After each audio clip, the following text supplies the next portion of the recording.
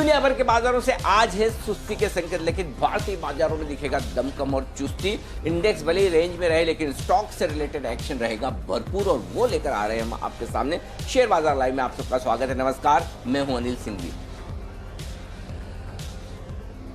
और नमस्कार, मैं हूं दीपांशु भंडारी। जानेंगे कि अब ऐसे बाजार में आपको अपनी पोजीशंस कैसे बनानी चाहिए, किस तरह का एक्शन मिल सकता है, कौन से स्टॉक्स पर फोकस रहेगा, और कुछ खबरों वाले शेयर्स और नतीजे वाले शेयर्स पर भी चर्चा करेंगे। तो सर, बहुत सारी बातें करनी है। सबसे पहले बताइए आज के बड़े ट्रिगर्स क्या हैं? दीप, अमेरिकी बाजार थोड़े कमजोर रहे। जब कल भारतीय बाजार बंद हुए तो डाउ फ्यूचर्स लगभग 90-100 अंक ऊपर ट्रेड करते हुए दिख रहे थे, लेकिन उसके मुकाबले में 85 अंकों की कमजोरी रही। और नेस्डेक ने जरूर नया रिकॉर्ड बनाया, लाइफ टाइम हाई पर जाकर बंद होने में नेस्डेक कामयाब रहा है, तो वो एक अच्छा संकेत नेस्डेक से आता हुआ दिखा है। लेकिन डाउ में जरूर कमजोरी रही है। एमसीएक्स पर सोना फिर से 1000 रुपए की मजबूती दिखाकर 53,000 के पार निकलता हुआ दिखा है, और 53,960 रुपए के आसपास जाकर बंद होने में कामयाब रहा। तो सोने में मजबूती 69,000 के नजदीक पहुंचती हुई दिख रही है, तो वहां पर भी एक्शन भरपूर तेजी का आपको बनता हुआ नजर आएगा। तो तेजी सोने और चांदी में लगातार बनती हुई दिख रही है। एजीआर वाले मामले में सुनवाई चल रही है, और आज फिर से दोपहर 2 बजे सुप्रीम कोर्ट में यह मामला आगे बढ़ता हुआ दिखेगा। सुप्रीम कोर्ट में जो कुछ भी सुप्रीम कोर्ट ने पूछा है सरकार से कि क्यों न आरकॉम के जो बकाया है वो रिलायंस जियो से वसूल किया जाए, उस पर आपका क्या कहना है, तो सरकार को अपना जवाब वहां पर देना है। और कोरोना के मामलों की बात करें तो कोरोना के मामलों में भारत में संख्या बढ़ती जा रही है, अब 27 लाख है। लेकिन अच्छी बात यह कि काफ़ी कुछ लोग रिकवर भी होते हुए दिख रहे हैं, और वो एक राहत का संकेत आपके लिए माना जा सकता है। तो ये ढेर सारे ट्रिगर हैं जिन पर आपको रखनी है नज़र। जी दीप। बिल्कुल अनिल जी, ढेर सारे ट्रिगर्स हैं जिन पर नजर रखनी है, पर एक जो बाजार का एक्शन है सर, और आपने भी अपने ओपनिंग कमेंट में यही बात करी कि इस बाजार को ट्रेड कैसे करना है, क्योंकि समझ में नहीं आ रहा कि अब डायरेक्शन किधर लेगा बाजार। जिस तरह से अब क्यूज या ट्रिगर्स का इंतजार है, तो एक तो डायरेक्शन क्या ले सकता है बाजार, उस पर अभी भी कोई क्लैरिटी आती हुई दिख रही है सर। और दूसरा, एक जो स्मार्ट इन्वेस्टर या फिर एक स्मार्ट ट्रेडर होता है, उसको ऐसे बाजार में क्या करना चाहिए जो कोई डायरेक्शन नहीं ले रहा, पहले 1 घंटे या आखिरी 1 घंटे में ही आपको एक्शन दिखता है, बाकी पूरा दिन रेंज में ही रहता है। कैसे पोजीशन करना चाहिए इस बाजार में सर? दीप, बड़ा मुश्किल सवाल है, लेकिन हाँ, पहले पार्ट का जवाब देने की कोशिश करता हूँ कि बाजार क्या डायरेक्शन दे रहा है। कभी कभी बाजार डायरेक्शन ना भी दे, वो भी अपने आप में एक डायरेक्शन होता है। 3 दिन लगातार नेगेटिव क्लोज होने के बाद कल बाजार ऊपर बंद हुए। 11,200 के नीचे गिरने के बाद ऐसा लगा कि नई गिरावट और बड़ी गिरावट के लिए तैयार होता हुआ दिख रहा। डेटा एकदम से नेगेटिव होता हुआ दिखा। कल 11,200 के ऊपर क्लोजिंग हुई, डेटा फिर से पॉजिटिव होते हुए दिखे। तो कभी कभी बाजारों में आपको ऐसा रिएक्शन मिलेगा जो इरेशनल है, जिसको समझना थोड़ा सा मुश्किल होता है, और वो अचानक से होता है। तो उस समय आपको फोकस डेटा पर करना चाहिए। आपको याद होगा कल सुबह मैंने एफआईज के डेटा को पॉजिटिव साइड पर रखा था, जबकि बाकी सारे संकेत कोई ऐसे नहीं थे कि जिससे हम ये मानकर चलें कि बहुत कुछ अच्छा है या बहुत कुछ खराब है। लेकिन जब पोजीशन अगर शुक्रवार की तेजी कमजोरी के बाद हल्की हो गई, और उसके बाद जो कमजोर ट्रेडर्स है वो सिस्टम से साफ हो जाए, तो बाजार वापस ऊपर जाने के लिए तैयार होता है। इस तरह की सिचुएशन में आपको हर एक ट्रेडिंग सेशन को एक नए ट्रेडिंग सेशन के तौर पर देखना चाहिए। 2 ही तरीके हैं इस तरह के बाजार को ट्रेड करने के। पहला तरीका ये, आप ट्रेंड के साथ रहे, और ट्रेंड तेजी का है। जब तक किसी इंपॉर्टेंट आपके स्टॉप लॉस के लेवल को बाजार ना तोड़े, तब तक ट्रेंड बदलता नहीं है, और ट्रेंड एक दिन में नहीं बदलता है। आपने एक दिन 11,200 के नीचे की क्लोजिंग देखी और वापस बाजार घूम गए, और कल सुबह हम यही बात करते हैं, एग्जैक्टली वही 10,900 पर हुआ, वही पैटर्न आपको फिर से देता हुआ दिख रहा है। तो आपको पिछले पैटर्न और पिछले ट्रेडिंग का जो तरीका है बाजार का, उससे सीखना समझना होगा। और वो ये बता रहा है कि अभी तक ट्रेंड में कहीं कोई बदलाव नहीं हुआ है। देखिए, अगस्त के महीने में बहुत लोगों को उम्मीद थी, आशंका थी कि करेक्शन होगा, लेकिन अगस्त के महीने में तो उतना करेक्शन भी नहीं आया जितना जून के महीने में आपको थोड़ा बहुत देखने को मिला। उतना भी नहीं है, और आपका आधा महीना निकल चुका है। तो पॉइंट सिंपल है कि जब ट्रेंड आपको पता है तेजी का है, स्टॉप लॉस आपके ट्रिगर नहीं हो रहे हैं, तो आप मजबूती के साथ ट्रेंड के साथ रहिए, अपना स्टॉप लॉस आइडेंटिफाई करके रखिए। यही स्मार्ट इन्वेस्टर और स्मार्ट ट्रेडर करता है। ट्रेडर का इन्वेस्टमेंट स्टॉप लॉस छोटा होगा, इन्वेस्टर का स्टॉप लॉस थोड़ा सा लंबा होगा, क्योंकि इन्वेस्टर्स के लिए आपको हमेशा नीचे के 3 से 5% बॉटम के छोड़ने होते हैं। अगर आप इन्वेस्टमेंट कर रहे हैं तो आप एकदम बॉटम पे कभी नहीं ले सकते। ऊपर के 3 से 5% आपको छोड़ने पड़ सकते हैं अगर आप एग्जिट करना चाहते हैं। तो 3 से 5% की रिस्क आपके लिए हमेशा रहेगी। तो मैं ये कहूँगा कि अगर आप ट्रेडर हैं तो वही है कि 11,200 के नीचे बंद होने की कोशिश करें, आप अलर्ट हो जाइए। 11,000 के नीचे बंद होता हुआ दिखे तो आपको तेजी की पोजीशन से निकल जाना है, तब ट्रेंड आपका पॉजिटिव से न्यूट्रल होता हुआ दिखेगा। इन्वेस्टर्स के लिए सिंपल है, जब तक 11,000 के नीचे बंद ना हो तब तक आपको चिंता करने की जरूरत नहीं। तो आपके लिए 11,000 सबसे पहला लेवल है जहां पर इन्वेस्टर्स को अलर्ट होना है, और 10,900 के नीचे बंद होता है तो फिर उन्हें अपनी तेजी की पोजीशन छोड़ देनी है। सेम आप इन्वेस्टर्स के लिए देखें, जो ट्रेडर्स के लिए देखें, जो डे ट्रेडर्स हैं उनके लिए 11,200 के नीचे की क्लोजिंग अलर्ट वाली है। 11,000 के नीचे की क्लोजिंग उनके लिए भी तेजी की पोजीशन से पूरी तरह से एग्जिट करके मंदी में आने वाली वो पोजीशन बनेगी। तो पहले अलर्ट ट्रेडर के लिए आता है, बाद में इन्वेस्टर के लिए आता है। अगर आप स्मार्टनेस चाहते हैं तो सिंपल चीज दो है। पहला, ट्रेंड के साथ रहते हुए आपको वो मौके ढूंढना है जहां पर पैसा बनेगा। कभी इंडेक्स में आसानी से पैसा बनता है और कभी आप देखेंगे कि स्टॉक्स में आसानी से बनता है। ये वो वक्त है जहां इंडेक्स में आसानी से पैसा बनना मुश्किल काम है, क्योंकि इंडेक्स की रेंज छोटी है, इंडेक्स कंसोलिडेशन के मूड में है। लेकिन स्टॉक्स ये अच्छे मूड में है। तो ये माहौल ऐसा है कि इंडेक्स गिरे ना, बढ़ने की तो छोड़ दीजिए, ना गिरे तब भी स्टॉक्स चल जाएंगे। तो आपको ये समझ में आना चाहिए कि बाजार में किस वक्त कहाँ पैसा बन रहा है। इस वक्त जो पैसा बन रहा है वो दिग्गज शेयरों में नहीं बन रहा, वो इंडेक्स में नहीं बन रहा, वो मिड कैप स्मॉल कैप्स में बन रहा है, और वहीं पर आप फोकस कीजिए। सिंपल यही फॉर्मूला रखना है। सिर्फ सावधानी इतनी रखनी है, मिड कैप स्मॉल कैप शेयरों में आपको एंट्री आती है, एग्जिट भी आना चाहिए। अगर एग्जिट आपने टाइम से नहीं किया और ट्रेंड रिवर्सल होता हुआ दिखा, हो सकता है ट्रेंड रिवर्सल होता हुआ दिखे तब तक आपका मिड कैप स्टॉक 10 से 15% नीचे हो जाए जिस भाव से आपने एंट्री की है, लेकिन वो दिल पे पत्थर रख के आपको निकलना पड़ेगा। नहीं तो 30 से 40% नीचे होने के बाद आप वो आपकी पार्किंग हो जाएगी पोर्टफोलियो में, और 6-12 महीने, साल 2 साल बाद कब भाव आएंगे वो पता नहीं। तो अगर आप स्मार्ट ट्रेडर हैं, कैश मार्केट के स्टॉक्स में ट्रेड कीजिए, और अगर आप पैसिव इन्वेस्टर हैं तो आप आराम से बैठिए। यही फॉर्मूला लेकर चलेंगे तो बेहतर है। जी दीप। बिल्कुल, तो स्टॉक्स में भरपूर एक्शन होने वाला है। शायद इंडेक्स में आपको थोड़ा कम एक्शन आते हुए दिखे, पर दोनों तरफ के ट्रेड्स के लिए तैयार रहिए और थोड़ा एक्टिव रहना इस मार्केट में बहुत बहुत जरूरी है। तो सर, अगर इस कमेंट्री के बैकड्रॉप में देखें तो कल का जो एफआईएस का एक्शन था इन पर्टिकुलर, उसको कैसे समझना चाहिए? क्योंकि हमने देखा कि कैश में अच्छी खासी खरीदारी थी। अगर हम पिछले कुछ दिनों का ट्रेंड देखें तो उसके मुकाबले तो अच्छी खरीदारी थी। साथ ही इंडेक्स फ्यूचर्स में भी एफआईएस खरीदारी कर रहे थे। तो इन दोनों बातों को कैसे रीड करना चाहिए जहां तक फंड फ्लोज का सवाल है? दीप, डेटा में एकदम साफ है। अगर आप ट्रेंड देखेंगे कुछ दिनों का, तो एफआईएस का ट्रेंड साफ है कि उनका ब्रॉडली रुझान खरीदारी की तरफ है और घरेलू फंड का रुझान क्लियर कट बिकवाली की तरफ है। अब होता क्या है, कभी कभी किसी दिन, चाहे वो बड़ी डील्स की वजह से हो या किसी दिन ग्लोबल मार्केट्स की वजह से हो, कभी न कभी कोई ऐसा दिन होता है, उस दिन आप एफआईएस का मूड बदलते हुए देखते हैं। 1-2 दिन के लिए थोड़ी सावधानी के संकेत आते हैं, फिर से वो चल पड़ते हैं। अब कल के सेशन में उनको क्या ऐसा दिखा कि 1557 करोड़ के इंडेक्स खरीदे हैं एफआईएस ने, और इंडेक्स में भी आप देखिए अच्छी खासी लॉन्ग पोजीशन इंडेक्स ऑप्शंस में बनी है। निफ्टी के उन्होंने कॉल ऑप्शन खरीदे हैं, पुट ऑप्शन बेचे हैं, दोनों तरफ लॉन्ग साइड पर पोजीशन ज़्यादा बनी है। और मैं बताऊं आपको, नेट लॉन्ग जो एफआईएस की है 58% से बढ़कर 66% हुई, यानी कि 8% कल एफआईएस ने एक ही दिन में अपनी लॉन्ग पोजीशन बढ़ाई है। अब कल ऐसा तो कुछ नहीं था दीप की जिसकी वजह से बहुत तेजी से वो पोजीशन बढ़ा दे। अब ये होगा, कई बार ये आप अगर बहुत कारण ढूंढने की कोशिश करेंगे तो नहीं मिलेगा।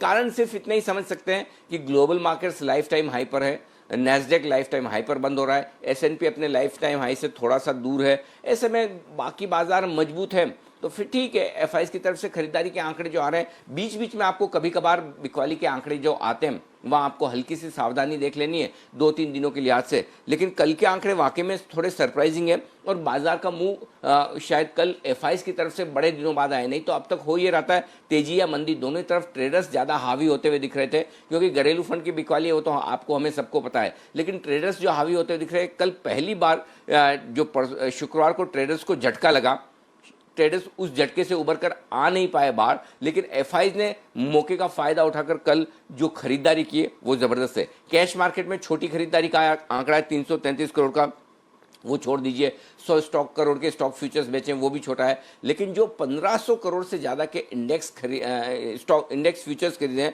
और 462 करोड़ के जो इंडेक्स ऑप्शन खरीदे, उसमें भी खरीदारी ज़्यादा है। इसका मतलब क्लियर कट है कि सबसे बड़ा कंफर्ट और कॉन्फिडेंस आपको ये लेना है। इसका मतलब बहुत क्लियर है और मैं ये अंडरलाइन करके बोलना चाहता हूँ, इस आंकड़े के दम पर ये एफआई साफ मानकर चल रहे हैं कि 11,000 तोड़ने की जल्दबाजी बाजार को नहीं है। आपके लिए बेस बिल्डिंग हो रहा है और ये बेस बिल्डिंग 11,000 से 11,200 के बीच में हो रहा है। इस रेंज में आएंगे, एफआई खरीदारी करेंगे और एक बार 11,400 पार निकला तो फिर आप नई तेजी के लिए तैयार होते हुए दिखेंगे। तो 11,000 11,200 बेस बिल्डिंग हो गई, 11,200 से 11,400 क्लोजिंग बेसिस पर आपके लिए कंसोलिडेशन वाली रेंज होगी। इसके किसी एक पार निकलकर आप टिकेंगे तो फिर बड़े मुंह के लिए तैयार होते हुए दिखेंगे। जी दीप। बिल्कुल, तो एक जो सपोर्ट है वो इन प्लेस में है, वैसे खरीदारी का ही रुझान है, बट अगले ट्रिगर का इंतजार है। तो देखते हैं कब वो ट्रिगर आता है और फिर बाजार का एक्शन कैसे रहेगा। पर रोटेशन के लिए तैयार रहिए, स्टॉक्स पर फोकस करना इस समय ज्यादा जरूरी है। तो सर फिर आज के सेटअप की बात करते हैं। एफआईएस का एक्शन तो हमने डिस्कस करा, बट जो आज का सेटअप है वो कैसा लग रहा है, किस तरह की रेंज निकल कर आ रही है बाजार के लिए?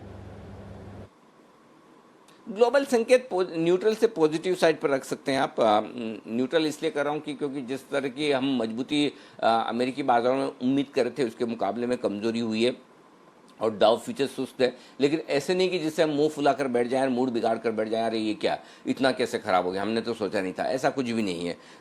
एफआईएस के संकेत पॉजिटिव साइड पर फिर से आए, घरेलू संकेत लगातार नेगेटिव है। कल वायदा कारोबार के संकेत दीप मैंने पॉजिटिव रखे थे, आज पॉजिटिव से मैंने न्यूट्रल कर दिए, क्योंकि पुट कॉल रेशियो अब मुझे वो कंफर्ट नहीं दे रहा जहां पर मैं ये कहूं कि पोजीशन हल्की है और बाजार भागने को तैयार है। सेंटिमेंट जरूर सुधरा है कल की तेजी के बाद, इसे पॉजिटिव कर लीजिए और ट्रेंड आपके लिए पॉजिटिव है। 11,175 ये आज के लिए निफ्टी का मजबूत सपोर्ट जोन है, इस पर फोकस करिए।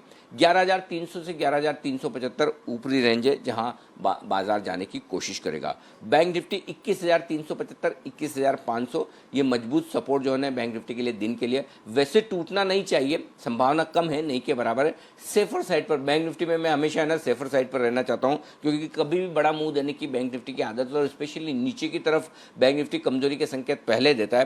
तो अगर ये रेंज टूटी तो 21,000 21,100 स्ट्रॉन्ग सपोर्ट जोन है, बाय जोन है, जहां पर आपको जरूर खरीदारी करनी चाहिए। वैसे आएगा नहीं, वो अलग बात है। 21,900 22,075 ये वो रेंज है जहां पर मुनाफा वसूली आती हुई दिखी। कल भी यही रेंज दिया, कल आपने देखा किस तरह से 21,900 का हाई बनाया और बैंक निफ्टी वहीं से नीचे आ गया, लगभग 500 पॉइंट वहां से 21,400 का लो बनाया। तो दीप 21,900 22,075 आपके लिए हायर रेंज है। अब दिन की छोटी रेंज आपके सामने रख दूं, 11,200 11,300। ज्यादा संभावना है कि हम पूरा दिन इसी रेंज में बिताने की कोशिश करें, लेकिन फिर भी थोड़ी सी अगर मीडियम रेंज लेनी तो 25-25 पॉइंट दोनों तरफ गिन लीजिए। 11,200 के नीचे 11,175 और 11,300 के ऊपर 11,325। ये तो पक्की रेंज है जिसमें बाजार वक्त बिताने की कोशिश करेगा। और एक्सट्रीम रेंज जो सबसे बड़ी निकल कर आती है 11,125 से 11,375 आज के लिए डे रेंज। बैंक निफ्टी 21,500 21,900 ये दिन की छोटी रेंज है आपके लिए। 21,375 से 22,000 ये मीडियम रेंज है और बड़ी रेंज 21,100 से 22,075 या 22,100 मान लें, ये 1000 पॉइंट की रेंज बैंक निफ्टी के लिए बड़ी रेंज के तौर पर आपके लिए काम करेगी। जी दीप। बिल्कुल, तो ये है आज के लिए रेंज जिस पर आप बाजार का एक्शन देख सकते हैं। सर पीसीआर थोड़ा बड़ा है, विक्स में 2% की गिरावट है, यहां से कुछ संकेत लेने चाहिए? देखिए पीसीआर 150 पर आया तो वो कंफर्ट जो होता है ना दीप की पुट कॉल रेशियो थोड़ा सा, और इसमें स्पेशली ऑप्शन में लॉन्ग पोजीशन बनी है ज़्यादातर, तो वो आपके लिए कंफर्ट नहीं रहा अब पीसीआर में, ये आपको ध्यान में रखना ज़रूरी है। तो 150 पर जो 130 131 पे कंफर्ट था कि बाजार हल्के हैं, वो आपके लिए निकल गया है। अब विक्स नीचे की तरफ है, कोई दिक्कत वाली बात नहीं है, लगभग 21-22 वही रेंज में चल रहा है, ज़्यादा इससे कोई मतलब निकालने की ज़रूरत नहीं है। जो लॉन्ग पोजीशन है उसके लिए स्टॉप लॉस मैंने 11,100 से मूव करके थोड़ा ऊपर किया है, 11,150 मेरे ख्याल से ये स्टॉप लॉस अब काफ़ी होना चाहिए। और बैंक निफ्टी पर वही है 21,375, ये आपके लिए स्टॉप लॉस है इंट्राडे भी और क्लोजिंग बेसिस पर भी। जिनको छोटा रखना है वो 21,500 का भी रख सकते हैं, लेकिन सही स्टॉप लॉस बैंक निफ्टी के लिए 21,375 का निकल कर आता है। जिनको मजबूत स्टॉप लॉस चाहिए 21,375 रखें, और जिन्हें छोटा स्टॉप लॉस चाहिए वो 21,500 का भी रख सकते हैं।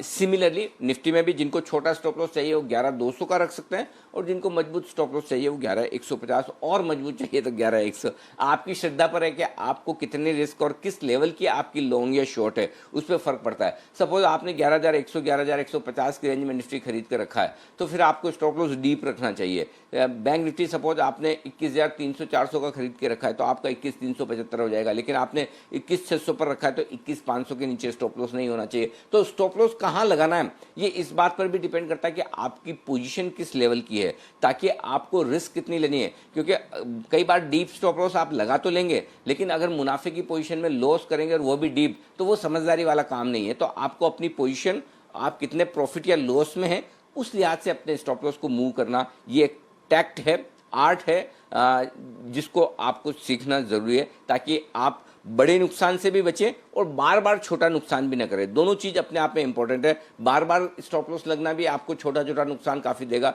और अगर आपने नहीं लगाया तो फिर तो भगवान ही जाने कब कितना हो सकता है, उसका तो कोई इलाज नहीं। तो इसलिए स्टॉप लॉस लगाने की कला भी सीखनी ज़रूरी है।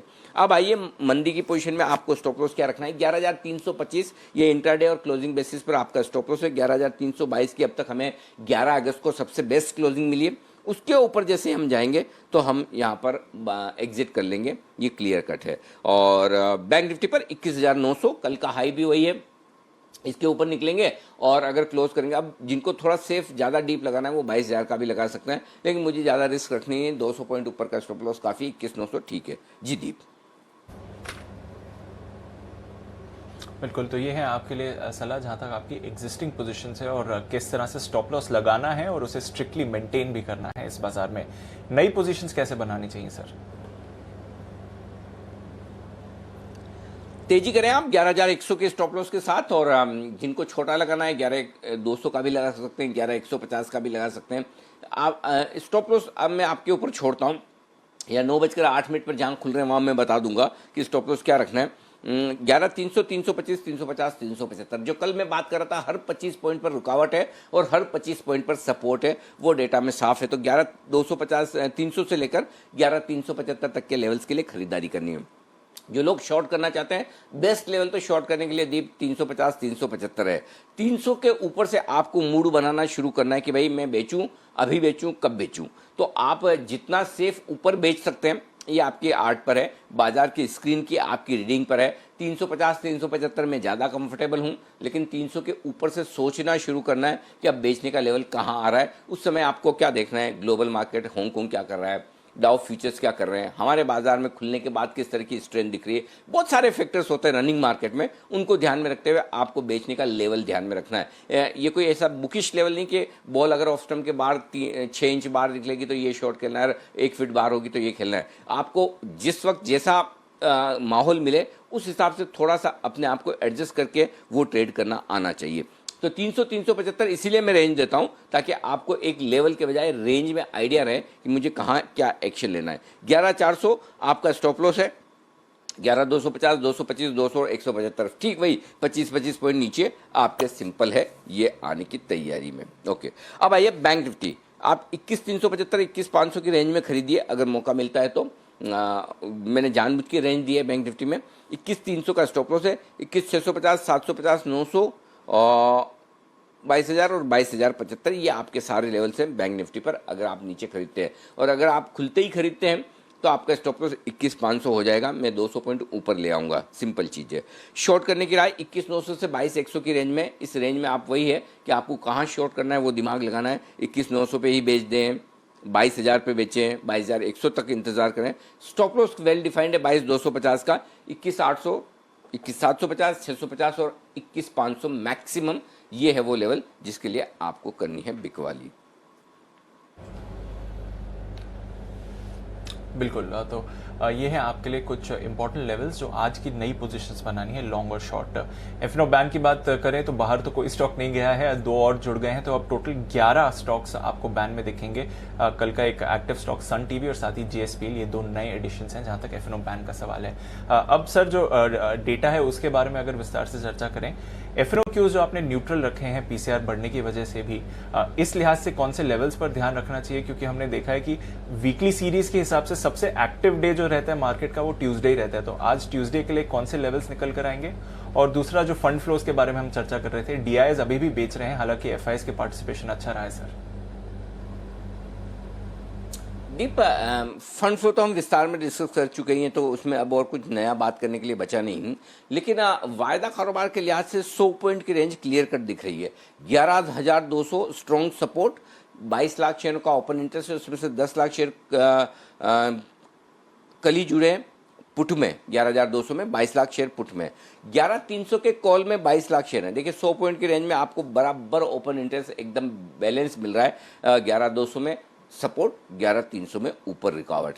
अब आइए सपोज ये पार करते हैं तो भी आप 100 पॉइंट नीचे 11,100, फिर उसके बाद 22 लाख शेयर हैं और 11,400 24 लाख शेयर है, वो भी बराबर बराबर का है। तो हर एक 100 पॉइंट पर 22 लाख, 24 लाख, 25 लाख इस तरह की पोजीशन पुट और कॉल में बनी हुई है। 11,000, 11,100, 11,200 ये पुट में होगी, 11,300, 11,400, 11,500। सो हर 100 पॉइंट पर रुकावट की लेवल है। तो आपको सिंपल ये ध्यान में रखना है 11,200, 11,300 आपके लिए वायदा कारोबार के लिहाज से रेंज हो गई।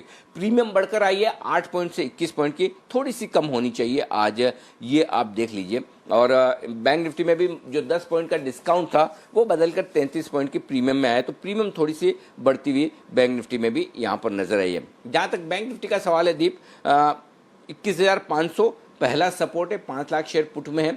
बहुत बड़ी तो नहीं है पोजीशन, लेकिन पहला सपोर्ट उसी के आसपास है। 22,000 6 लाख शेयर है, इसे पार करना थोड़ा सा मुश्किल होगा। और 21,000 पर भी वापस 5 लाख शेयर है। तो इवेंचुअली अभी जो रेंज दिख रही है वो 21,500 से 22,000 की, ये 500 पॉइंट की रेंज बैंक निफ्टी पर भी नजर आती है। जी दीप।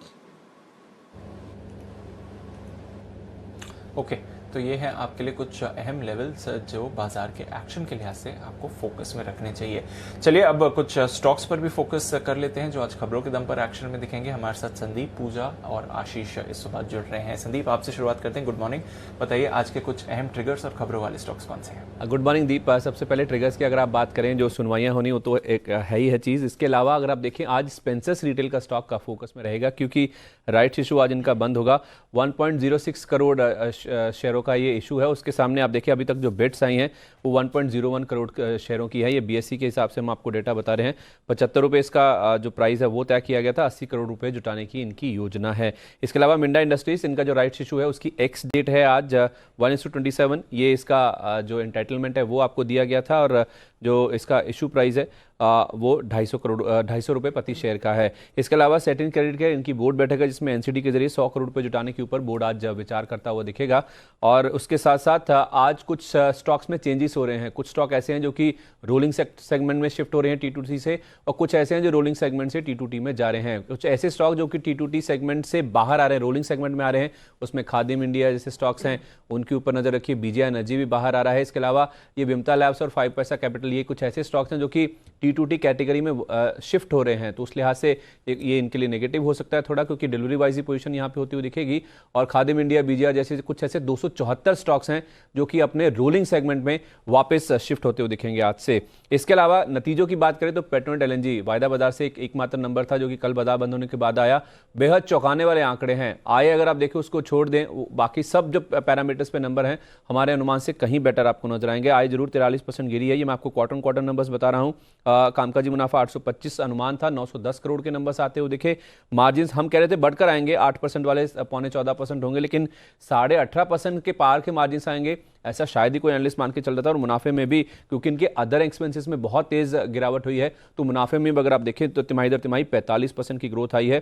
जो अनुमान था 550 करोड़ का, उसके सामने 520 करोड़ रुपए का नंबर उन्होंने पोस्ट किया। तो नेट देखा जाए नंबर्स बहुत अच्छे हैं अगर आप रेवेन्यूज को छोड़ दे बाकी सभी पैरामीटर्स पे। इसके साथ साथ आज कुछ chemical stocks, Gujarat alkali, GSCL जैसे जो स्टॉक्स हैं, ग्रासिम जैसे जो स्टॉक्स हैं, इन पे आज नजर रखिए। दरअसल कास्टिक सोडा के जो इंपोर्ट को लेकर कुछ अच्छी खबरें आई हैं। एंटी डंपिंग ड्यूटी जो लगती है कास्टिक सोडा के इंपोर्ट पर, खासतौर पे चाइना और कोरिया से जो इंपोर्ट होता है वो जो एंटी डंपिंग ड्यूटी उसे 3 महीने के लिए बढ़ा दिया गया है। 17 नवंबर तक ये जो एंटी डंपिंग ड्यूटी है ये जारी रहेगी। DGTR यानी कि directorate general of trade remedies, इनकी ओर से ये जांच की गई थी, उसके बाद से सरकार ने ये फैसला लिया है, तो उसका इम्पैक्ट आज हो सकता है इन स्टॉक्स पे पॉजिटिव साइड पे दिखे।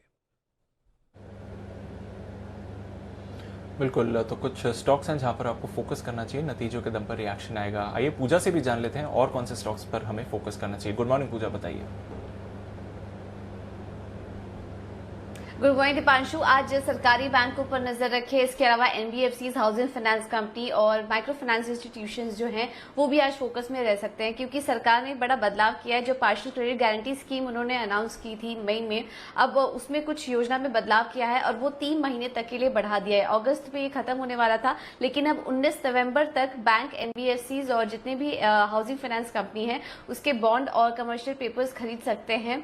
ये एक बदलाव किया गया है। और इसके अलावा AA और AA- रेटिंग वाले बॉन्ड में निवेश की जो सीमा थी वो पहले 25% थी, उसको बढ़ाकर 50% कर दिया है। यानी कि जितनी भी एनबीएफसीज और एचएफसीज हैं वो अब इसका फायदा नवंबर तक उठा सकते हैं। तो आज इन तमाम फाइनेंशियल कंपनियों पर नजर रखिए। आरबीएल बैंक भी आज फोकस में रहेगा। 20 अगस्त को बोर्ड की बैठक है जिसमें कि प्रेफरेंशियल शेयर के जरिए फंड जुटाने पर फैसला लिया जा सकता है। बंधन बैंक, आरबीआई ने ब्रांच खोलने पर जो पाबंदी लगी थी वो हटा दी है और जितनी भी पाबंदियां यहाँ पर लगाई गई थी बंधन बैंक के ऊपर वो फिलहाल हटा दी। तो ये एक अच्छी खबर बंधन बैंक के लिए, तो आज ये भी फोकस में रहेगा। वेदांता ओवरसीज डेट के जरिए $140 करोड़ जुटा लिए हैं कंपनी ने। और आखिर में बात करते हैं एग्रोकेमिकल स्टॉक्स की। आज ये फोकस में रहेंगे क्योंकि खबर आ रही है कि कस्टम ड्यूटी सरकार बढ़ाने पर विचार कर रही है। कुछ चुनिंदा प्रोडक्ट्स हैं जिन पर की कस्टम ड्यूटी 10% से बढ़ाकर 20% करने पर विचार कर रही है। इंफ्रास्ट्रक्चर डेवलपमेंट को भी बढ़ावा देने पर फोकस किया जा रहा है आत्मनिर्भर योजना के तहत। तो ये तमाम कंपनियां भी आज फोकस में रहेंगी। बिल्कुल, तो कई स्टॉक्स हैं जो फोकस में रहने वाले हैं। कुछ एनबीएफसीज हैं, कुछ एग्रोकेमिकल स्टॉक्स भी हैं जहां पर आपको नजर रखना चाहिए। चलिए आज देख लेते हैं कि ब्रोकरेजेस का क्या कहना है एफआईआर में।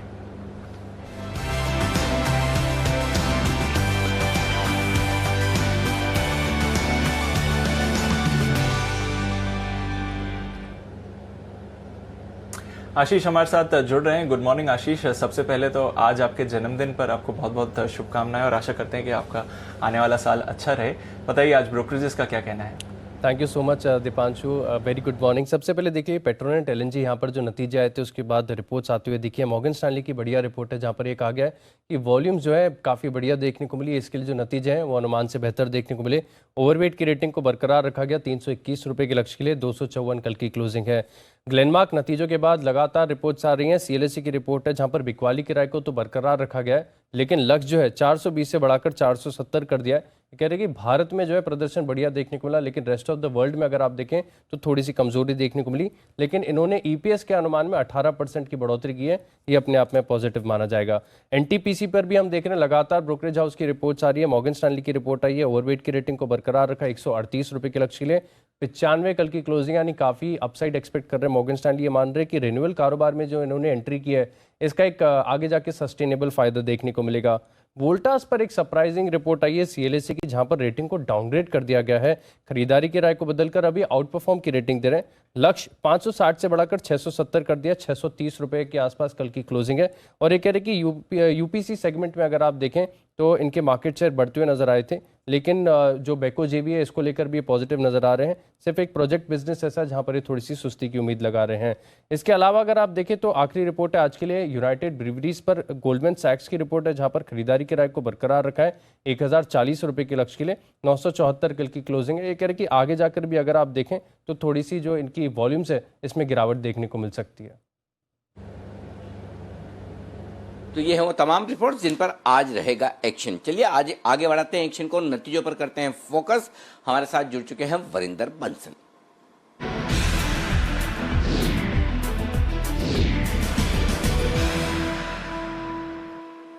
वक्त है वरिंदर रिजल्ट एक्सरे का, और आज नतीजों की लिस्ट है थोड़ी सी छोटी क्योंकि ढेर सारे रिजल्ट्स आ चुके हैं, अब आने बचे हैं काफी कम। तो बताइए अच्छे नतीजों के साथ करते हैं शुरुआत। Varinder good morning. Good morning sir. जैसे आपने बोला कि नंबर्स कम थे, बट अगेन थीम वही चल रही है। फार्मा टेक्नोलॉजी, यही है थीम इस अर्निंग सीजन की।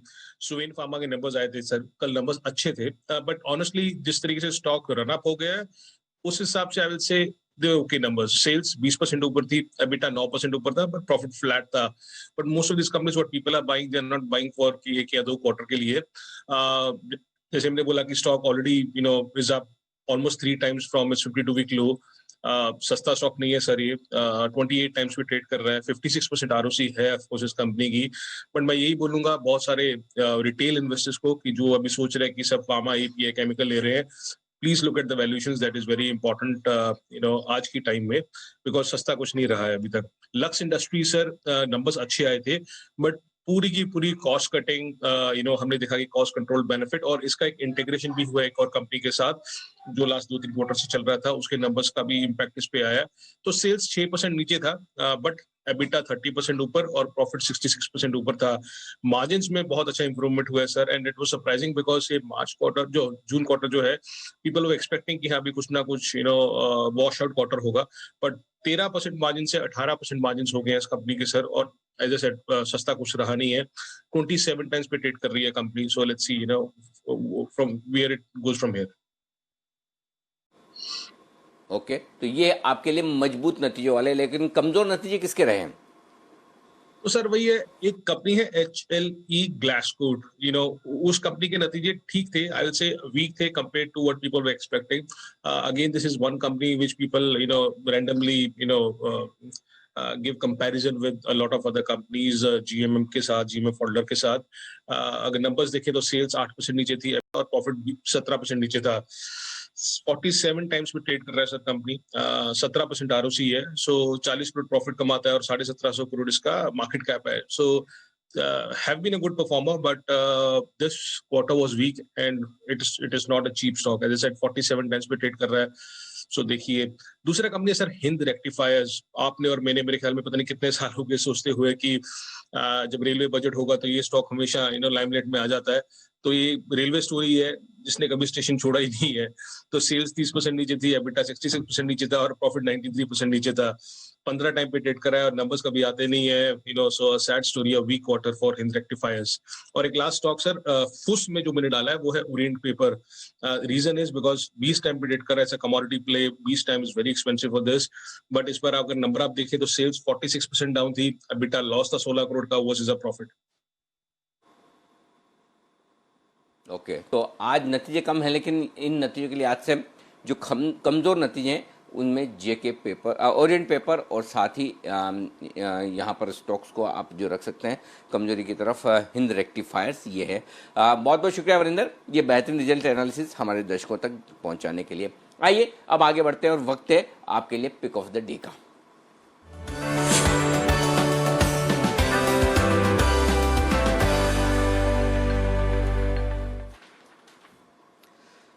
आइए शुरुआत करते हैं आज सिमी जी के साथ। चलेंगे सीधे कोलकाता और सिमी जी से लेते हैं पहले उनकी पिक और उसके बाद बढ़ेंगे आगे। Simi ji good morning.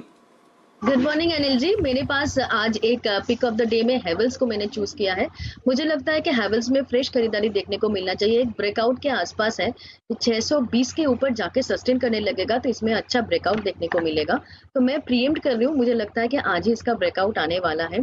629 का पहला टारगेट और 636 का दूसरा टारगेट के लिए हेवल्स को, ये दो टारगेट्स मैंने दिए हैं, कैश लेवल्स हैं और इंट्राडे टारगेट्स मैंने दिए हैं। 605 का स्टॉप लॉस के साथ खरीदने का सलाह होगा। ओवरऑल मैं एक्सपेक्ट कर रही हूँ इस मूव में हेवल्स 650 तक जाएगा, पर फिलहाल इंट्राडे का टारगेट 629, 636, हेवल्स करंट लेवल्स पर बाय 605 के नीचे स्टॉप लॉस। ओके सिमी जी, पहली चीज तो ये कि ये सारे कैश के लेवल्स हैं और दूसरा ये कि क्या 620 पार करे कैश में तो ही खरीदना है? नहीं, 620 खरीदने के बाद ज्यादा खरीदिए, करंट लेवल पर भी थोड़ा सा खरीदिए। 610 के ऊपर जब तक रहता है तब तक मुझे लगता है कि इसमें खरीदारी की जा सकती है। मुझे 650 का टारगेट इसमें बहुत जल्दी पॉसिबल है, ऐसा लगता है।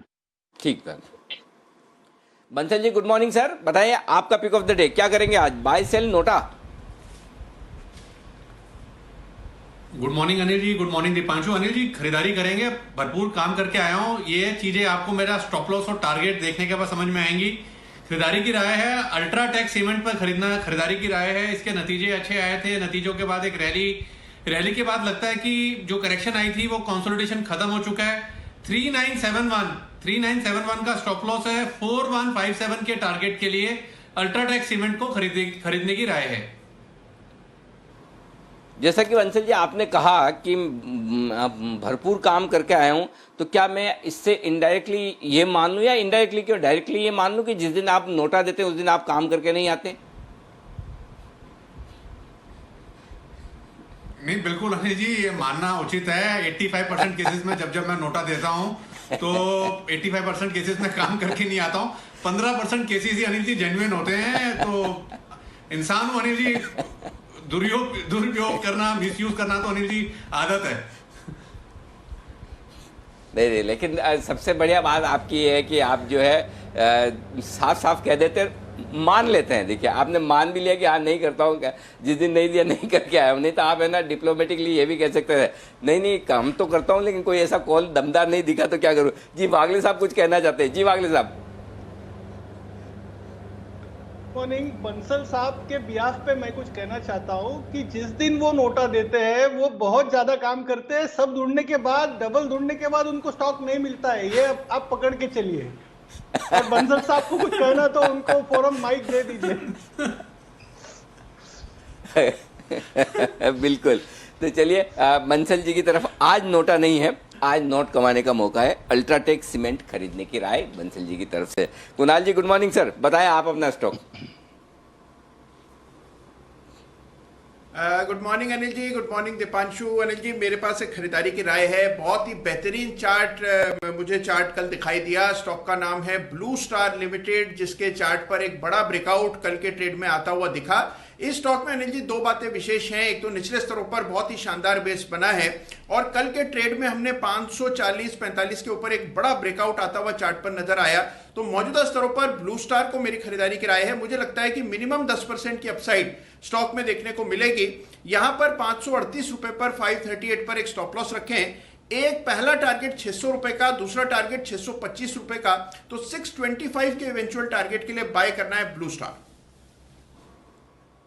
बिल्कुल। और आज फास्ट मनी के शो में भी हमारे यहाँ पर रिकमेंड हुआ है ब्लू स्टार। तकनीकी तौर पर बेहद मजबूत, फंडामेंटली हम लगातार पहले भी इसको रिकमेंड कर चुके हैं। और साथ ही सिद्धार्थ सेदानी साहब ने भी अपनी इन्वेस्टमेंट पिक के तौर पर ब्लू स्टार में खरीदारी की राय दी ही है। तो ये एक बेहतरीन स्टॉक है जहां पर आप तेजी करके चलें। आइए वागले साहब, नमस्कार सर, बताइए आपका पसंदीदा स्टॉक आज के लिए। अनिल जी, मेरा स्टॉक है कोल इंडिया, जो कल I think during the day cover हो चुका है। जिस तरह से क्लोज हुआ है 136 पे, मुझे लगता है एक 135.50 136 का एक रेजिस्टेंस है पिछले कई दिनों का, ये आज निकाल देगा। और मैं 3 रुपए का स्टॉप लॉस लूंगा। मुझे लगता है 6 रुपए के मूव आज के दिन में ही मिलनी चाहिए। आज और कल का मेरा टाइम फ्रेम होगा 2 दिन में। ये 1:2 का risk to reward trade setup है, तो मैं इसके लिए प्ले करूंगा। ओके, तो कोल इंडिया में खरीदारी करने की राय वागले साहब की तरफ से। कल कुणाल जी राकेश जी भी इस पर हो गए थे बुलिश, यहाँ खरीदारी करने की राय दी थी। और मेरे ख्याल से सुमित जी ने भी। किरण जी हमारे साथ है पुणे से। Kiran ji good morning sir, बताइए आपका क्या इरादा है आज।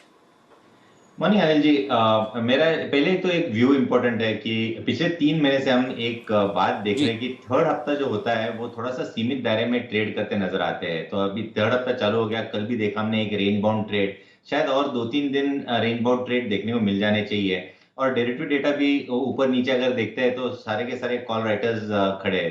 तो मेरा मानना है कि स्टॉक स्पेसिफिक और कैश मार्केट में हमें ज्यादा अपॉर्चुनिटीज मिलेगी, ऐसा मेरा मानना है। तो मैंने कैश मार्केट का एक स्टॉक चुना है, KEI, इधर बाय करने की सलाह है।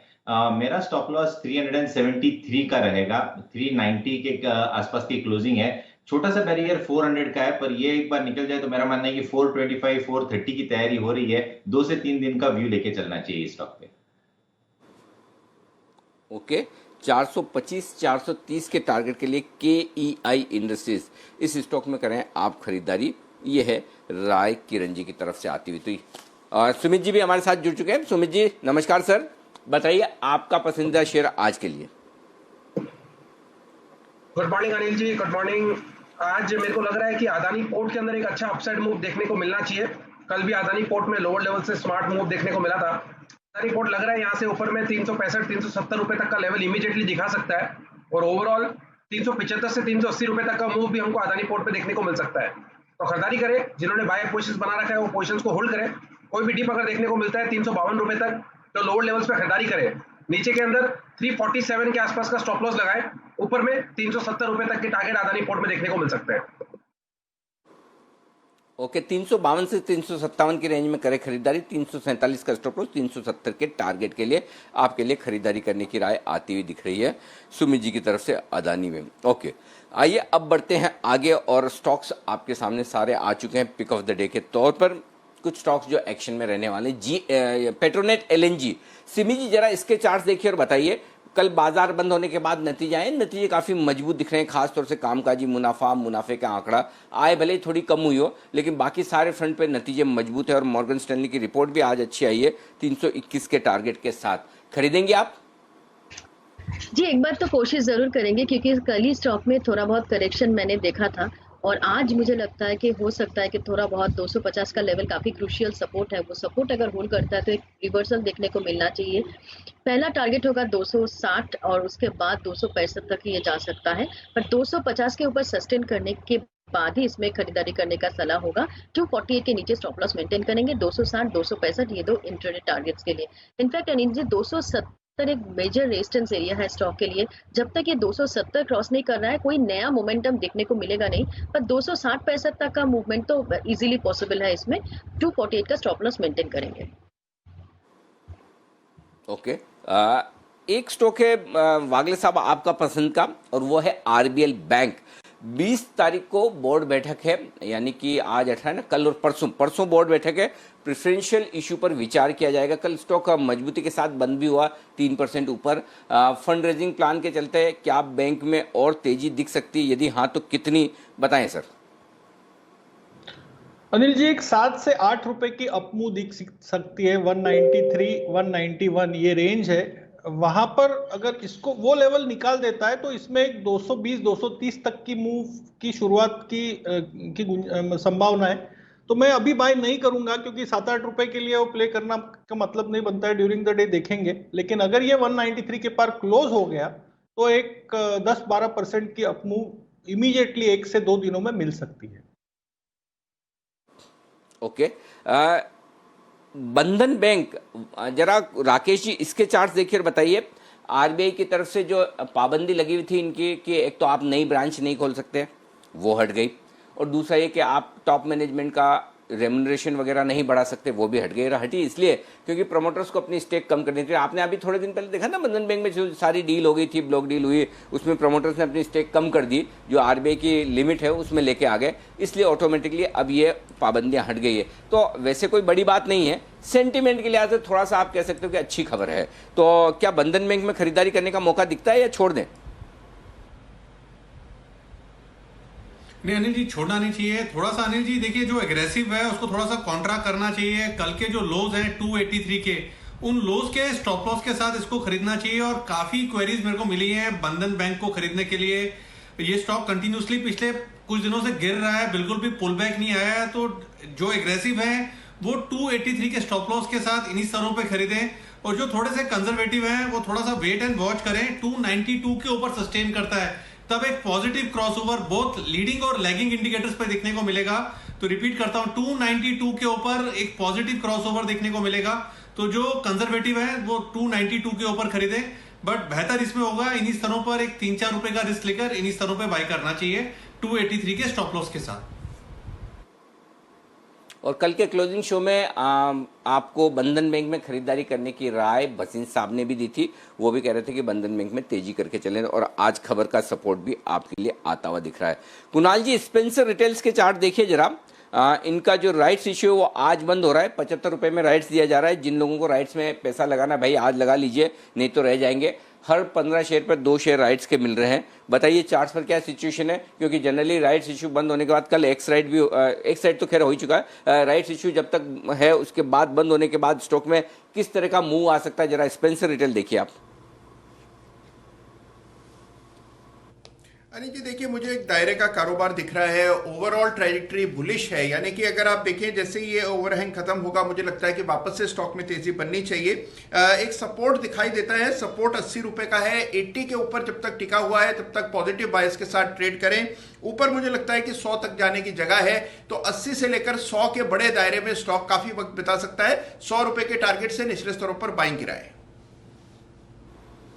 ओके, 100 रुपए के टारगेट के लिए निचले स्तरों पर करें खरीदारी। ओके, सुवेन लाइफ, सुमित जी जरा इसके चार्ट देखिए। आपको ये स्टॉक मुझे याद है कि एक दो बार आपने इसको रिकमेंड भी किया हुआ है, सैटेलाइट में भी। इसके नतीजे अच्छे आए, नतीजे बुरे नहीं है किसी भी लिहाज से, रिजल्ट ठीक है। आय इनकी 20% बढ़कर आई है, कामकाजी मुनाफा 9% बढ़ा है। हाँ, ये जरूर है कि स्टॉक काफी तेजी से भागा है निचले स्तरों से, लेकिन ये बताइए चार्ट में अभी भी दम है क्या? अंदर पिछले 7 दिनों में लोअर लेवल से अच्छा अपसाइड मूव देखने को मिला है। स्टॉक ने इस तेजी का ट्रेंड मेंटेन किया हुआ है। स्टॉक के अंदर यहाँ से और भी ऊपर का मूव देखने को मिल सकता है। एक बार ये 54-55 के ऊपर सस्टेन करे तो 54-55 के ऊपर एक बार सस्टेन करना स्टार्ट होगा, उसके बाद स्टॉक के अंदर एक अच्छा अपसाइड मूव देखने को मिलेगा। नीचे में स्टॉक का जो सपोर्ट है 45-46 के आसपास है, जब तक ये लेवल नहीं टूटेंगे तब तक लॉन्ग पोजीशन होल्ड करके चलने का सलाह रहेगा। सुमित जी मैंने आपसे गलत स्टॉक पूछ लिया, सुवेन लाइफ नहीं, Suven pharma. Stock Suven pharma के रिजल्ट आए ना कि सुवेन लाइफ के। तो सुवेन फार्मा के चार्ट्स वापस देखिए। मुझे भी वही लगा कि सुवेन लाइफ तो आपने रिकमेंड किया, सुवेन फार्मा को मुझे नहीं पता रिकमेंड किया हुआ है आपका या नहीं, लेकिन एक बार सुवेन फार्मा के चार्ट्स देखिए, यहाँ पर क्या दिख रहा है। बहुत ही स्ट्रॉन्ग चार्ट है अनिल जी। ये स्टॉक का वन वे ट्रेंड अपसाइड का देखने को मिला है। सुवेन फार्मा के अंदर तेजी और देखने को मिलेगी। 690 के आसपास स्टॉक का कल का क्लोजिंग है। स्टॉक पिछले 1-1.5 महीने के अंदर लोअर लेवल से ऑलमोस्ट डबल हो चुका है और यहाँ से ऐसा लगता है कि और ऊपर का मूव दिखाएगा। लॉन्ग पोजीशन होल्ड करके चले। 675 नीचे में सपोर्ट है, ऊपर में 730-740 इमीडिएट टारगेट होंगे और 730-740 का लेवल टूटने के बाद सुवेन फार्मा में फिर और ऊपर का मूव देखने को मिल सकता है। सिमी जी जरा एक स्टॉक देखिए, वो है इंडिया बुल्स रियल एस्टेट। और यहाँ पर खबरें आ रही कि एम्बेसी ग्रुप के साथ जो इनकी मर्जर की बातें चल रही है उसको लेकर आज एक बैठक हो सकती है। इस बैठक में टाइम लिमिट तय की जाएगी, कब तक मर्जर पूरा करना है, वैल्यूएशन क्या होना चाहिए। स्टॉक पिछले 2-4 दिनों में थोड़ा एक्शन में दिखा भी है। इंडिया बुल्स रियल एस्टेट आप खरीदेंगी? अगर अनिल जी 71 के ऊपर जाके ये स्टॉक सस्टेन करने लगेगा तो जरूर खरीदारी करने का सलाह होगा मेरा। 68 का स्टॉप लॉस होगा और 71 के ऊपर अगर ये सस्टेन करने लगता है तो मुझे लगता है कि एक ही दिन में शायद 80 से 84 तक मूवमेंट पॉसिबल है। इनफैक्ट 71 के ऊपर स्टॉक में एक अच्छा ब्रेकआउट देखने को मिलेगा। मुझे तो चार्ट स्ट्रक्चर काफी पॉजिटिव लग रहा है। 68 का स्टॉप लॉस स्ट्रिक्टली मेंटेन करना पड़ेगा। 71 के ऊपर एंट्री और 80 और 84 ये दो टारगेट्स इंट्राडे के लिए। किरण जी वेदांता देखिए जरा, खबर ये आई है कि ओवरसीज डेट के जरिए 140 करोड़ डॉलर जुटाए हैं। प्रोमोटर लगातार पैसा जुटाने का काम कर रहे हैं, डीलिस्टिंग की भी तैयारी है। अब पता नहीं कब डीलिस्टिंग ऑफर आएगा, लेकिन स्टॉक धीमे धीमे मजबूत हो रहा है। कल भी 126-27 तक पहुंचा था स्टॉक। ये बताइए, हाँ एक ही दिक्कत है कि वायदा कारोबार के बैन में है स्टॉक ये, तो क्या रेंज क्या हो सकता है, क्या कुछ करना चाहिए, क्या देखना चाहिए, बताइए। अनिल जी चार्ट पैटर्न बहुत स्ट्रांग है और डेज हाई पे कल क्लोजिंग मिली थी और जिस तरीके से ये मूव हुई है तो मेरा मानना है कि जिनके पास लॉन्ग पोजीशन है, कैश में हो, फ्यूचर्स में हो, बिल्कुल बने रहे।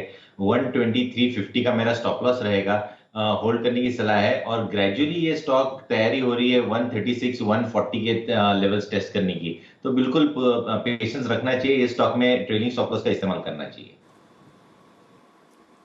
ओके, ट्रेडिंग स्टॉप लॉस के इस्तेमाल के साथ चले। सिमी जी जरा रिलायंस इंडस्ट्रीज, इसके चार्ट्स देखिए और बताइए। कल एजीआर मामले की सुनवाई हुई, आज फिर से होने वाली है और जो बातें चल रही वो ये है कि सुप्रीम कोर्ट ने सरकार से पूछा है क्यों न आरकॉम के जो बकाया हैं एजीआर के वो रिलायंस जियो से वसूल किए जाए। इस पर सरकार को भी अब जवाब देना है।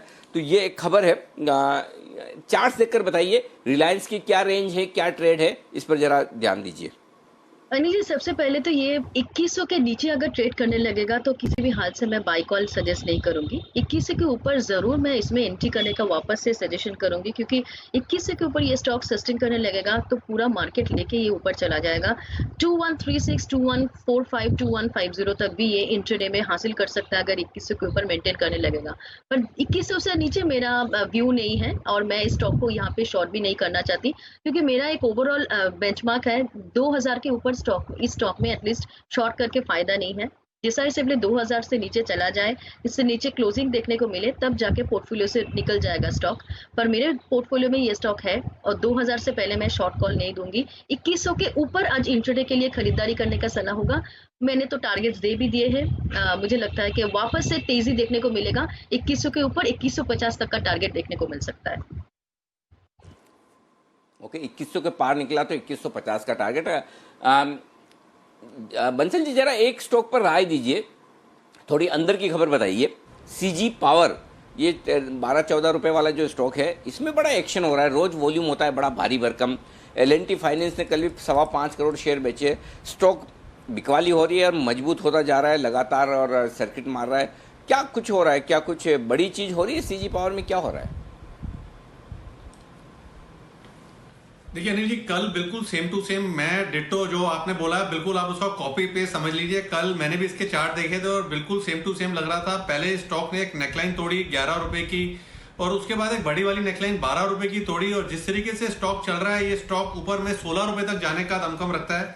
मेरी अनिल जी कोई बाय कॉल नहीं है, मुझे इसका अपडेट नहीं है। इसका अपडेट तो आप ही से मिलेगा क्योंकि आपके सोर्सेज जो होते हैं वो बड़े अनिल जी पुख्ता होते हैं। एक चीज सुबह आपको कहना भूल गया, कल आपने जो शाम का शो किया था वो बैंक की हैकिंग वगैरह का जो आपने कल बताया था, आज सेम टू सेम वो जो दिल्ली के लीडिंग जो 2 न्यूज़पेपर हैं उसमें से एक न्यूज़पेपर के फ्रंट पेज पे वो न्यूज़ कवर हुई है। तो मेरे पास इसका कोई फंडामेंटल या कोई खबर नहीं है, बट खबर जो होगी सबसे पहले आपके पास आएगी। तो आपसे रिक्वेस्ट है, एक तो मुझसे पर्सनली अलग से शेयर कीजिएगा और ऑन एयर भी शेयर कीजिएगा। चलो जरूर, बिल्कुल कुछ भी ऐसी खबर रही तो जरूर आपके साथ शेयर करेंगे। लेकिन स्टॉक का इस वक्त सीजी पावर जो बड़ा मजबूती के साथ आगे बढ़ता हुआ दिख रहा है। एक और स्टॉक है कुणाल जी जिस पर आपको राय देनी है, वो आपकी टेक्नो फंडा पिक भी रही है, डेल्टा कॉप। इनका एक अपडेट आया है ऑपरेशन का, ये कह रहे हैं कि मार्च 2021 तक स्थिति सामान्य हो जाएगी। ऑनलाइन स्किल गेमिंग में बढ़त जारी है। ऑपरेशन बंद होने का असर हॉस्पिटलिटी और कैसीनो कारोबार पर पड़ा है। आप खुद देख लीजिए, इतने टाइम से गोवा जा नहीं पाए। इन पर बाकी छोड़िए, खुद गोवा के हमारे वागले साहब हैं, वो खुद ही नहीं जा पा रहे हैं, बाकी सबकी तो छोड़ दिए। वो तो घर से निकल के स्टूडियो तक नहीं आ रहे हैं वागले साहब, तो गोवा तो बहुत दूर की बात है। तो अब ये अपडेट आया है डेल्टा कॉप की तरफ से। डेल्टा कॉप के चार्ट पर राय दीजिए आप। अनिल जी देखिए, मैंने और राकेश जी ने इसको टेक्नो फंडा में शामिल किया था। चार्ट बहुत ही अच्छा है अनिल जी। देखिए बाजार हमेशा भविष्य की सोचता है अनिल जी, तो मुझे लगता है कि मार्केट 2021 को आज ही पचाने का प्रयास करेगा। तो जो भी काउंटर्स ऐसे हैं जहां पर अभी आपको लगता है कि इनका बिजनेस बिल्कुल ठप है, उन सभी स्टॉक्स में तेजी बनते हुए दिख रही है। पीवीआर में हमने एक तेजी बनते देखी है और डेल्टा कॉर्प भी मुझे लगता है अनिल जी 100 के ऊपर अब बहुत ही क्लियरली टिक गया है। 114 का भाव है। मुझे लगता है कि इस स्टॉक में भी आपको 140 145 के लेवल्स जल्द आते हुए दिखेंगे। ट्रेलिंग स्टॉप लॉस रख करके खरीदारी पर बने रहने की राय है। मुझे लगता है कि 140 की ओर स्टॉक अग्रसर है। वागले साहब गोवा जाना मिस करते हैं आप? कब जाने का प्लान है, इरादा कब है आपका? अनिल जी जब लॉकडाउन खुलेगा तो जाने का इरादा है, देखो अभी क्या होता है। हाँ खैर, आपके जाने से डेल्टा को ज़्यादा फायदा होगा नहीं कि वागले साहब कैसीनो में तो जाते नहीं। वागले साहब तो अपने घर परिवार के साथ दोस्तों से मिलने जाते हैं। लेकिन चलिए, इंतज़ार है लॉकडाउन खुलने का। बहुत लोगों के बहुत सारे प्लान है इधर से उधर जाने आने के, वो अभी होल्ड पर है। आइए एक और स्टॉक है जिस पर आज एक्शन रहेगा। सुमित जी चार्ट देखिए, HAL हिंदुस्तान एरोनॉटिक्स लिमिटेड। कल हमने उनके मैनेजमेंट से भी बात की, बड़ा इंटरेस्टिंग इंटरव्यू भी था वो। लेकिन आज नतीजे आने वाले हैं कंपनी के। तो पहली चीज़ तो ये कि नतीजे के पहले कुछ खरीदारी बिकवाली की राय है तो वो बताएं, नहीं तो इंपॉर्टेंट सपोर्ट लेवल और रेजिस्टेंस लेवल बता दें। जिन लोगों की तेजी की पोजीशन है उन्हें स्टॉप लॉस क्या मेंटेन रखना चाहिए नतीजों को ध्यान में रखते हुए। फ्रेश खरीदारी के लिए अनिल जी स्टॉक के अंदर वेट करना चाहिए। स्टॉक ने पिछले 7 दिनों में लोअर लेवल से बहुत स्ट्रॉन्ग अपसाइड, थोड़ा सा इसको कूल ऑफ होना, थोड़ा सा इसको कंसोलिडेट होना बहुत जरूरी है। ऊपरी लेवल पे स्टॉक ने एक बार के लिए रेजिस्टेंस बना लिया है 1350 के आसपास। तो ये लेवल अगर टूटते हैं ऊपर में तो ही अब इसमें फ्रेश तेजी बनेगी। एट द सेम टाइम थोड़ा सा प्रॉफिट बुकिंग देखने को मिल सकता है, जिसमें 1200 से लेकर 1180 रुपए तक के लेवल HL के अंदर देखने को मिल सकते हैं। ऐसा अगर कोई भी डिप आता है तो HL के अंदर खरीदारी करके चलने का सलाह रहेगा और ऊपर में 1300-1350 का लेवल टूटने के बाद फिर और तेजी देखने को मिलेगी। तो existing long position trailing support लगा के होल्ड करें और फ्रेश खरीदारी के लिए स्टॉक के अंदर वेट करें। एक और स्टॉक है JK सीमेंट। सिमी जी, आप जरा इसके चार्ट्स देखिए और बताइए, आज नतीजे आने वाले हैं जेके सीमेंट के। नतीजों के पहले आप भी या तो रेंज दे दें या कोई ट्रेड है तो वो बता दें। मुझे लगता है कि अगर कोई लॉन्ग टर्म के लिए होल्ड कर रहा है तो ठीक है, पर करंट लेवल पर मुझे कोई खरीदारी का राय नहीं है। थोड़ा बहुत टाइम देना पड़ेगा, चार्ट उतना खराब भी नहीं है, थोड़ा बहुत टाइम देके चलना पड़ेगा। ओके, ठीक है, परफेक्ट। तो ये है आपके लिए राय इस वक्त सिमी जी की तरफ से। जेके सीमेंट पे कुछ ना करें, नतीजों का इंतजार।